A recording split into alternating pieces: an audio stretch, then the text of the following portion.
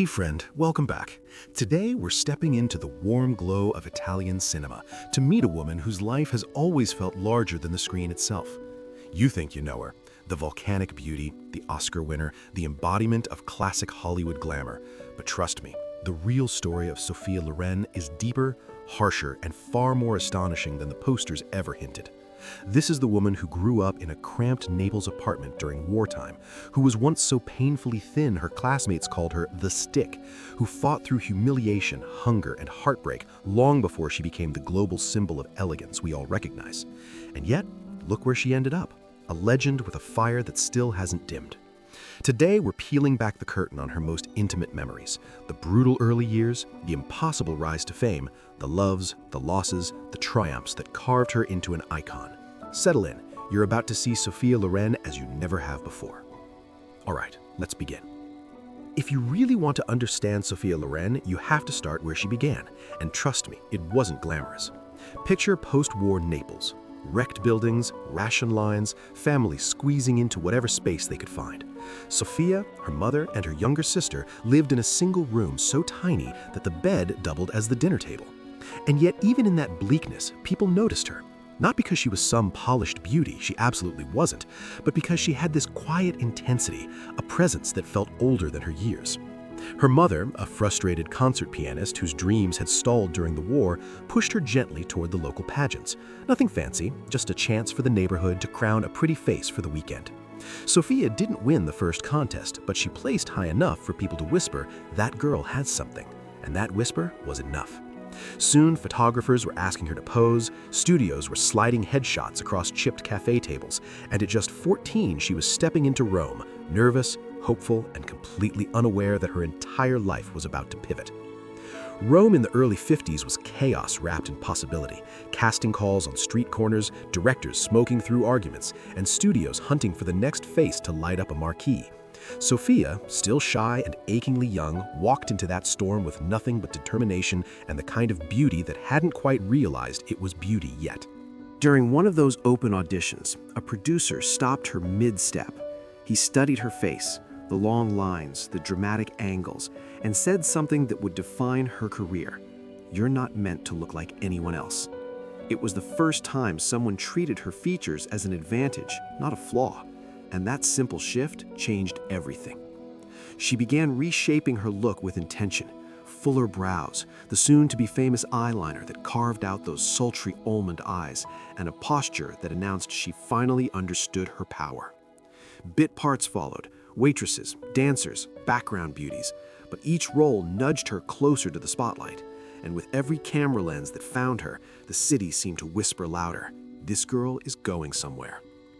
Sophia's life took its sharpest turn the day she met Carlo Ponti, a film producer with a keen eye for talent and an even keener fascination for the young actress who walked into his office like a spark looking for oxygen. He didn't just see potential, he saw a future leading lady. And for Sophia, who'd spent her whole life fighting to be taken seriously, that kind of belief landed like a gift she didn't dare ask for. Their partnership was complicated from the start. He was married, older, powerful. She was still figuring out who she was, but professionally, they fit together like gears. Ponti refined the roles she auditioned for, coached her through scenes, pushed her to study voice, movement, language. Under his guidance, she shifted from pretty background girl to a woman who could command a frame with one glance. Soon, scripts weren't just coming in, they were stacking up. Audiences felt something electric the moment she stepped on screen, and directors started shaping entire films around her presence. Whatever people whispered about her relationship with Ponti, one truth was undeniable. Together, they built the foundation of an icon. The moment Sophia Loren crossed into international cinema, everything changed. Not gradually, but in a tidal wave. One day, she was the Italian rising star. The next, she was sharing scenes with Hollywood's most commanding men, holding her own with a confidence that felt almost defiant. Directors adored her instinctive understanding of drama, that ability to shift from smoldering humor to raw vulnerability in a heartbeat. But it was two women that sealed her destiny. A role rooted in war, trauma, and the kind of emotional truth most actors spend a lifetime trying to access, and Sophia delivered it with a ferocity that left audiences stunned. When she became the first actor to win an Oscar for a foreign language performance, people said she had arrived, but really, she had erupted. Still, glory comes heavy. Fame pulled at her from all sides. Interviews, premieres, contracts, rumors. Everyone wanted a piece of her, and every room expected her to be larger than life. Behind the glamour, she was simply trying to keep her feet on the ground, to remember the girl who once shared a single bed in Naples. Yet even under that pressure, the fire never left her eyes, the same fire that had carried her from scarcity to stardom. For all her elegance, Sophia's life was never free from turbulence.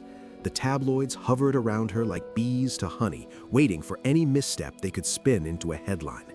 And when the tax scandal hit, an accusation that she had underpaid while working abroad, they swarmed. Sophia spent time in an Italian prison, a jarring contrast to the red carpets she'd been walking just days before. But instead of breaking her, the ordeal revealed something deeper, a calm resilience, almost regal in its steadiness.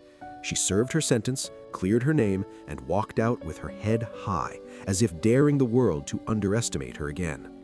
Then came another reinvention, motherhood. After years of longing and painful miscarriages, she finally welcomed her 2 sons, a chapter she would later describe as the most meaningful role of her life. Film slowed, priorities shifted, and Sophia allowed herself a softer, quieter existence without ever abandoning the artistry that made her legendary. Even as Hollywood changed around her, she stayed unmistakably herself, elegant, fierce, grounded, a woman who had weathered the kind of storms that would have swallowed others whole. Even now, well into an age when most stars have faded into footnotes, Sophia Loren still feels luminous, as if the camera never stopped rolling. Awards crowded her shelves, retrospectives celebrated her craft, and younger actors spoke her name with a kind of reverence usually reserved for ancient royalty.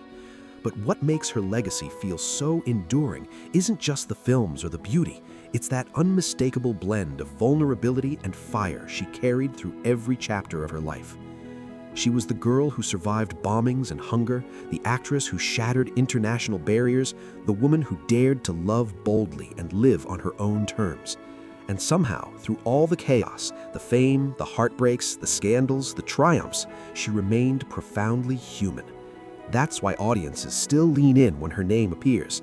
They're not just watching an icon, they're watching someone who climbed out of impossibility and never forgot where she started. So when people ask why Sophia Loren endures, the answer is simple. Legends aren't born in comfort. They're forged in pressure, polished by time, and carried forward by those who see themselves in their story. Thanks for watching, friend. Until next time.